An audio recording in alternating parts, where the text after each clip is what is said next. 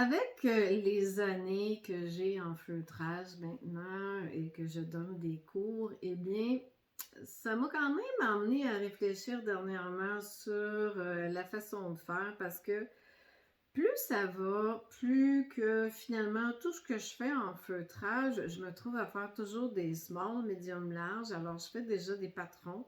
Je fournis les patrons, je vends des patrons. Alors, dans le fond, c'est beaucoup plus simple pour monsieur et madame tout le monde sans avoir nécessairement à tout faire du départ. Tu sais, dans le fond, c'est un peu comme dans le tricot où on peut acheter un patron, alors pourquoi pas en feutrage?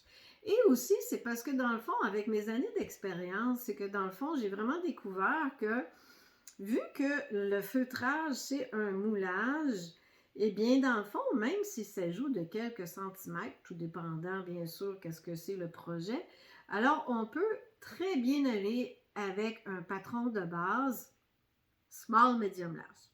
Bon, donc voilà.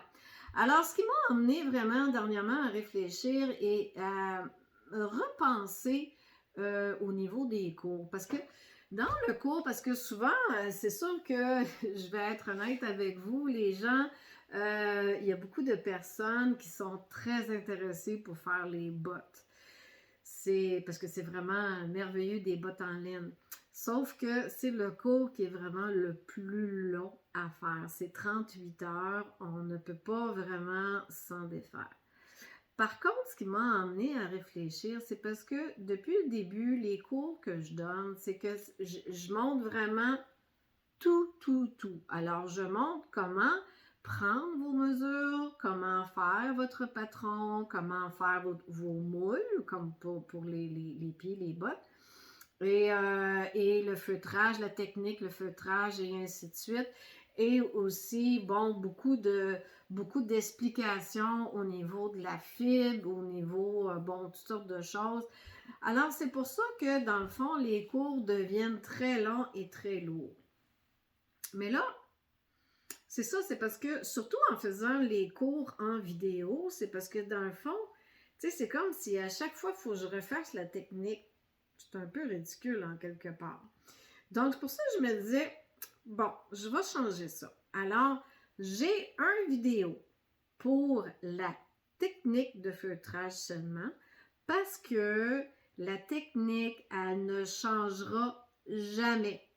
Peu importe votre projet, la technique ne change pas. C'est toujours la même chose qu'il faut faire, que ce soit un petit projet, un grand projet, que ce soit pour les pieds, pour le cou, pour la tête, pour les mains, pour un sac à main, pour chapeau, c'est toujours la même technique. Alors, voilà.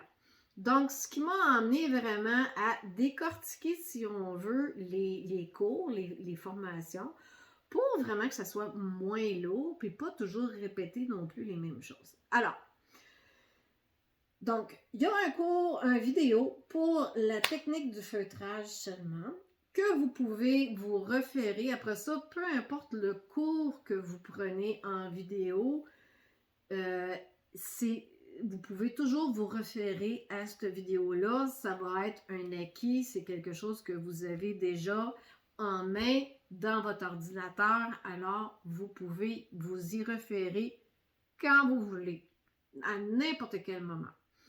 Ensuite de ça, j'ai d'autres vidéos qui vont vraiment expliquer aussi si vous voulez vraiment apprendre à faire vos patrons vous-même, parce que c'est sûr, à un moment donné, peut-être que vous allez avoir un projet que moi, je n'ai pas réalisé encore. Alors, c'est tout à fait correct aussi. Alors, si vous voulez apprendre à faire vos patrons, alors j'ai un cours pour vraiment vous montrer comment faire un patron.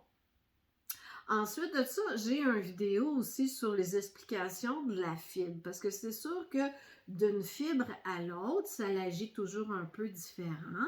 Et puis aussi, c'est surtout, ça dépend du résultat, ça dépend du projet que l'on a. Alors, c'est sûr que, pour vous donner un exemple, si je veux me faire des gants en feutre de laine, ben, j'aurais pas tout à fait la même quantité de laine, ni la même sorte de patron que pour mes bottes, par exemple. Ensuite de ça, par exemple, si je veux faire, mettons, un vase qui va être vraiment comme super rigide pour qu'il se tienne bien, alors ce ne sera pas tout à fait la même chose que quand je fais une housse comme ça ici pour une bouteille. Donc, ou un sac. Alors, c'est pour ça que dans le fond, tu sais, alors au niveau de la fibre et au niveau de l'épaisseur du feutre et de la rigidité, ça se dit pas la compacité, le, un feutre compact. Alors, donc c'est ça, on va aller différemment. Alors, j'ai un cours pour ça. Et ensuite de ça, bien, c'est sûr que j'ai un cours pour tous les projets que j'ai réalisés à venir jusqu'à date. Et aussi, eh bien, des patrons. Parce que dans le fond, comme je vous disais, on peut très bien aller avec un patron small, medium, large. Et ça fait quand même très bien l'affaire, tout dépendant, même si ça joue de quelques centimètres. Alors voilà, donc j'espère que ça va vous plaire à ma nouvelle façon. J'espère aussi pouvoir vraiment vous communiquer le plus possible d'informations. Et bien voilà. Et si jamais vous avez des questions, des suggestions, n'hésitez pas, écrivez-moi, commentez ou écrivez-moi par courriel ou encore simplement aussi par téléphone. Ça va me faire plaisir de jaser avec vous. Alors voilà, donc j'espère que vous allez vous amuser et avoir beaucoup, beaucoup, beaucoup de projets.